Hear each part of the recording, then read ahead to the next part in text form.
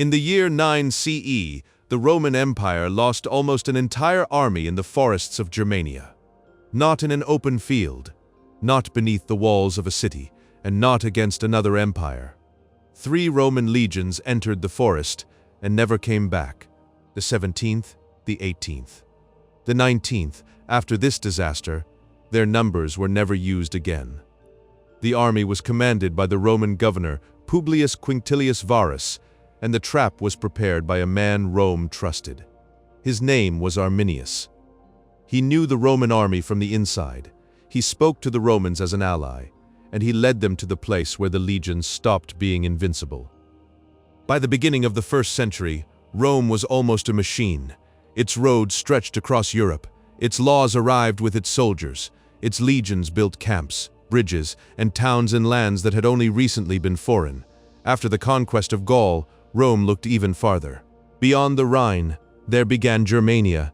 To the Romans, this was not one united country. It was a vast, difficult territory, forests, marshes, rain, bad roads, and tribes that could make an alliance today, then break it tomorrow. But Rome was used to thinking that every land would eventually become a province. Germania was being brought under control too, not only by the sword. Taxes arrived, Roman officials arrived, courts arrived, orders arrived. And with them came the belief that resistance had almost been broken.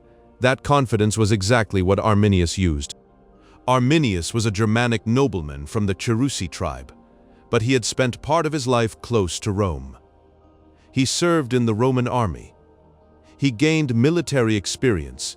He understood the discipline of the legions.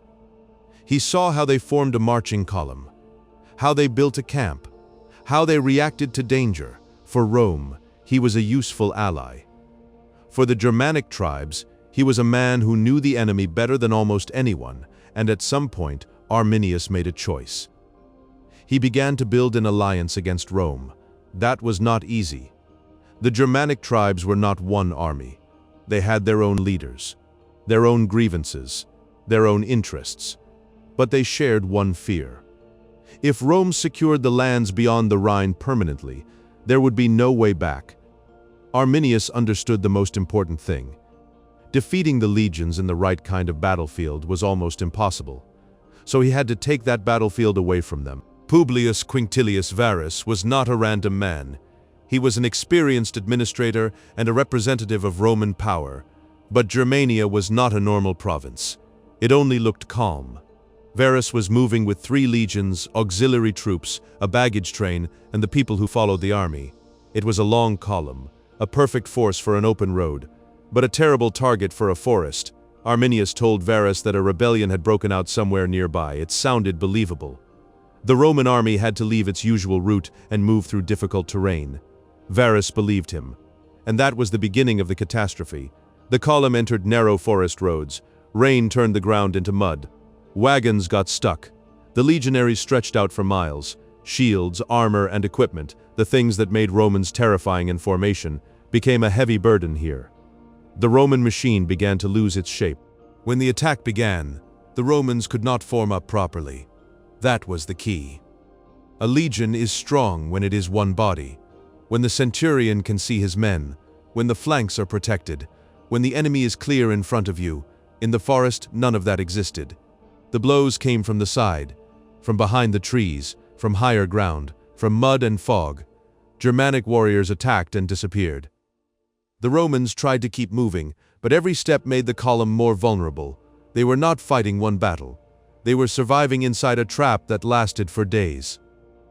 The rain did not stop. There was no real road. Communication between units broke apart.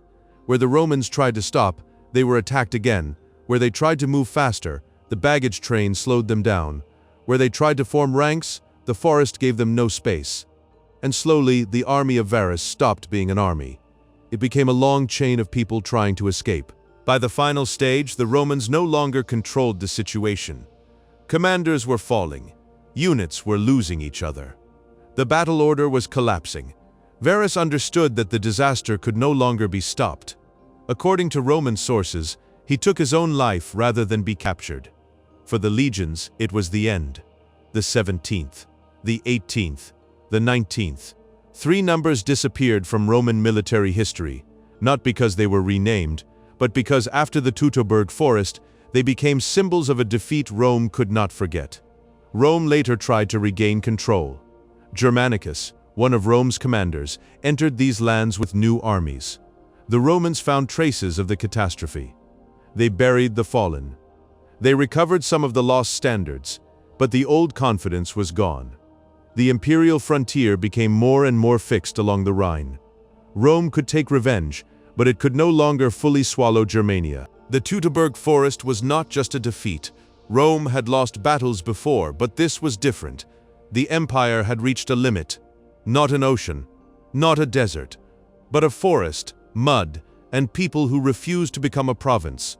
Arminius did not destroy Rome, but he stopped Rome's movement to the east. After this battle, the Germanic lands beyond the Rhine remained outside direct Roman control. And Rome itself learned that even the most disciplined army can become helpless if the enemy forces it to fight by different rules. That was the strength of Arminius. He did not try to be stronger than the legions in open battle. He made the legions stop being legions. He turned the road into a trap, the forest into a weapon, and the trust of Varus into a fatal mistake. According to legend, Emperor Augustus was devastated by the loss. He is said to have cried, "Varus, give me back my legions." We cannot know if he said those exact words, but the meaning is clear. Rome did not simply lose soldiers. It lost the feeling that it could not be stopped. 3 legions entered the Germanic forest as the army of an empire, with eagles, with discipline, with confidence.